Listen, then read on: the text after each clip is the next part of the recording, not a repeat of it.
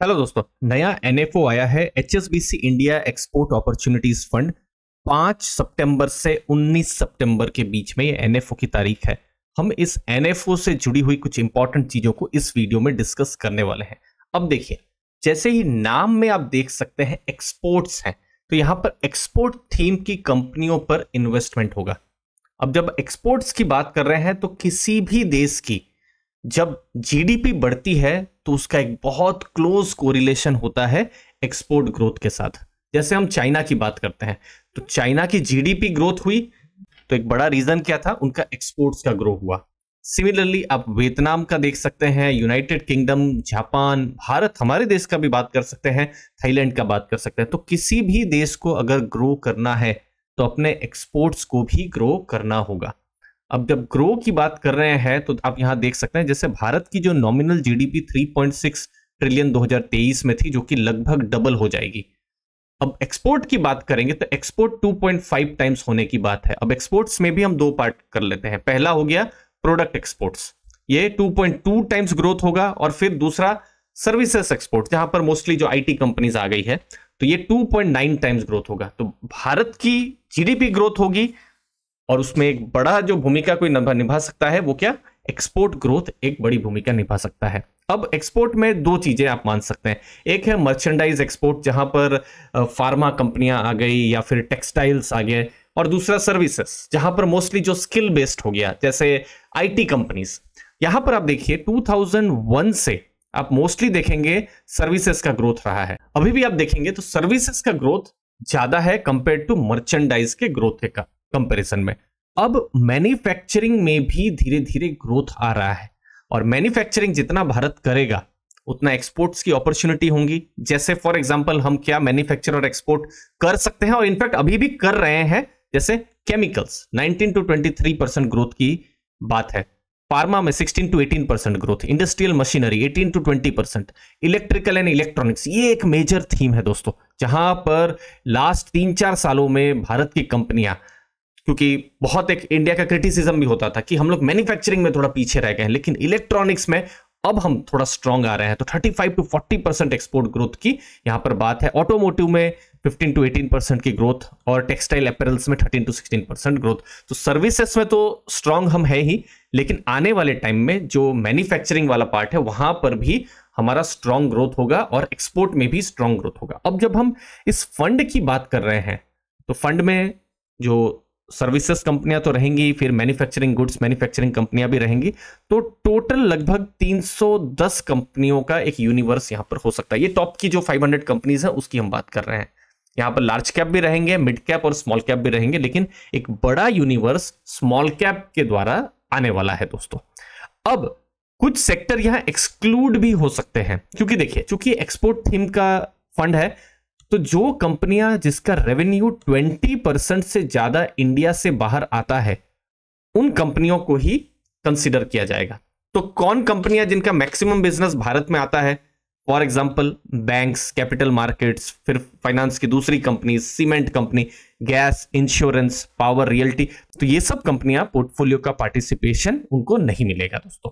Next, HSBC mutual fund house एक पुराना house है। पहले एलएनटी म्यूचुअल फंड था, लेकिन उसके बाद एचएसबीसी ने टेक ओवर किया है, और एचएसबीसी एक ग्लोबल नाम है, तो उनके स्ट्रॉन्ग थॉट प्रोसेस है। हम टीम भी देख रहे हैं, पुरानी टीम में जो बड़े जो फंड मैनेजर्स थे वो अभी भी जुड़े हुए हैं, तो ये एक पॉजिटिव हो जा रहा है।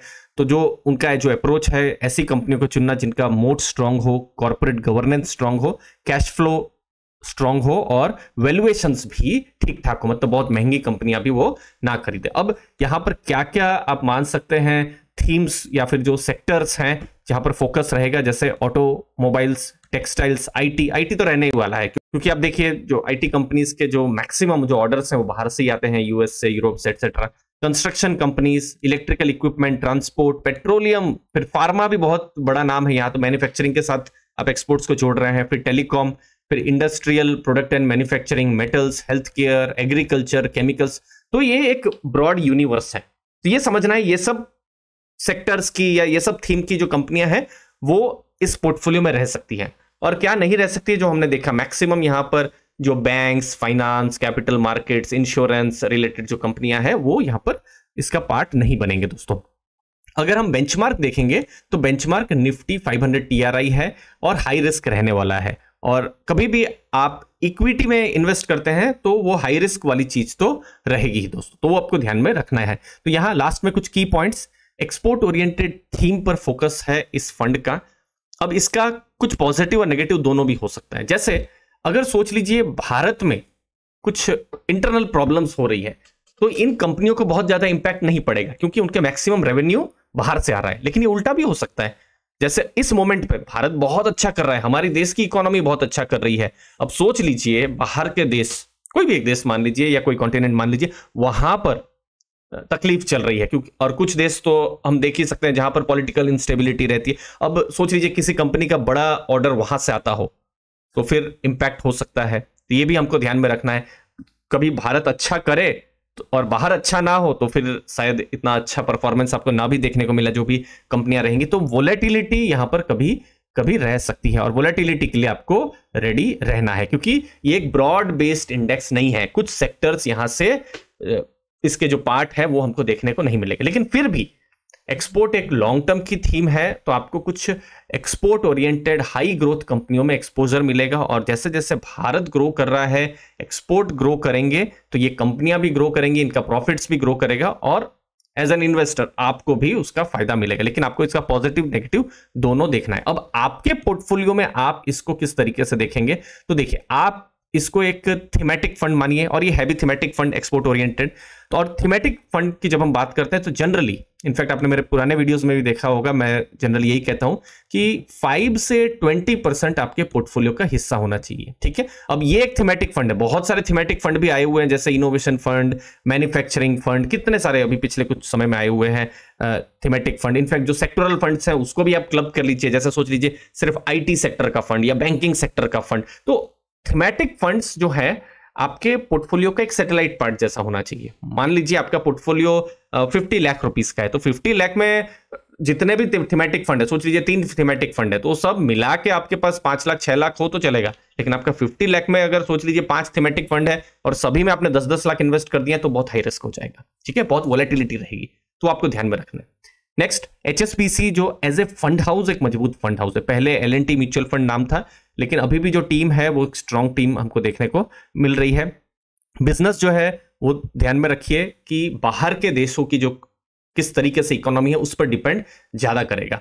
अगेन ये पॉजिटिव भी हो सकता है, नेगेटिव भी हो सकता है अलग अलग सिचुएशन में दोस्तों। जियोपॉलिटिकल रिस्क यहां पर हो सकती है दोस्तों, जैसे हमने पिछले कुछ सालों में देखा हुआ है। तो इसीलिए लॉन्ग टर्म का ही आपको थॉट प्रोसेस रखना है। अगर भारत अच्छा कर गया, दुनिया में अच्छा नहीं चल रहा है तो फिर शायद जो कंपनियां उतना अच्छा नहीं करें। लेकिन दुनिया भी कंपनियां अच्छा कर रही है, बड़े ऑर्डर्स दे रही है भारत की कंपनियों को, तो भारत की कंपनियां ग्रो करेगी। तो हो सकता है इंटरनली भारत की कंपनियां अच्छा ना कर रही हो लेकिन ये सब कंपनियां अच्छा प्रॉफिट कर जाए। ठीक है, तो इसीलिए अलग अलग मार्केट साइकिल्स रहेगी, अलग अलग मैक्रो इकोनॉमिक साइकिल्स रहेगी। आपको लॉन्ग टर्म थॉट प्रोसेस यहां पर रखना है और फर्दर स्टडी आप कर सकते हैं एज ए थीमेटिक फंड के हिसाब से दोस्तों। मुझे उम्मीद है आपको वैल्यू मिली होगी इस वीडियो से। अब हम बात करते हैं आपके पर्सनल फाइनेंशियल फ्यूचर के बारे में, जहां पर आप और आपकी फैमिली को विद प्रॉपर गोल प्लानिंग के जरिए आप इन्वेस्टमेंट प्लान कर सकते हैं। और उसके लिए जरूरी है रेगुलर गाइडेंस और रेगुलर पोर्टफोलियो रिव्यू। अगर आपका पोर्टफोलियो भी है तो रेगुलर रिव्यू होना चाहिए। तो यहां पर मैं आपकी हेल्प कर सकता हूं। मेरा नाम दीपक है, मैं एमफिल रजिस्टर्ड हूं और चार्टर्ड फाइनेंशियल गोल प्लानर हूं। मेरा अभी बेस लोकेशन अहमदाबाद गुजरात है, लेकिन ऑल ओवर इंडिया में क्लाइंट्स है। मैं एक्स वेल्थ मैनेजर और बैंकर रह चुका हूं और पास्ट में और अभी भी बहुत सारे क्लाइंट्स को मैं मैनेज कर रहा हूं। उनका जो म्यूचुअल फंड पोर्टफोलियो में मैं उनको गाइडेंस प्रोवाइड कर रहा हूं और यहां पर आपके साथ एक free personalised mutual fund consultation हम प्लान कर सकते हैं। उसके लिए गूगल फॉर्म है, उसकी लिंक मैंने डिस्क्रिप्शन बॉक्स में दी हुई है। आपको गूगल फॉर्म को भरना है और उसके बाद मैं या मेरी टीम में से कोई 3 दिन के अंदर आपको रीच आउट करेगा और हम मीटिंग को प्लान कर सकते हैं। आपका इन्वेस्टमेंट प्लान यूनिक होना चाहिए, स्मार्ट और क्यूरेटेड होना चाहिए और उसके लिए मैं आपकी मदद कर सकता हूं। तो अगर आप अपना गोल प्लानिंग के लिए सीरियस हैं, गोल कुछ भी हो सकते हैं, चाहे वो रिटायरमेंट हो, SWP के जरिए आपको रेगुलर इनकम मिलती रहे, वेल्थ क्रिएशन गोल हो या बच्चों की एजुकेशन, इन ए प्लान्ड वे कैसे आप अपने गोल्स को पा सकते हैं, उस पर हम डिस्कस कर सकते हैं। आपका रेगुलर पोर्टफोलियो रिव्यू होगा। आपको क्या फायदा मिलेगा? आपका रेगुलर पोर्टफोलियो रिव्यू होगा। हमारा focus execution, rebalancing, asset allocation और बहुत सारे इन्वेस्टर प्रोग्राम में आपको एक्सेस मिलेगा। आप ऑनलाइन म्यूचुअल फंड अकाउंट भी ओपन कर सकते हैं, फ्री अकाउंट है, उसकी भी लिंक डिस्क्रिप्शन बॉक्स में दी हुई है दोस्तों। तो हम लोग मिल सकते हैं ऑनलाइन वाया गूगल फॉर्म। आप गूगल फॉर्म भर सकते हैं, और अगर आपको म्यूचुअल फंड में इन्वेस्ट करना है तो उसके लिए भी लिंक मैंने डिस्क्रिप्शन बॉक्स में दी हुई है। जो उम्मीद है आपको वैल्यू जरूर मिलेगी। आपके समय के लिए बहुत बहुत धन्यवाद। थैंक यू दोस्तों।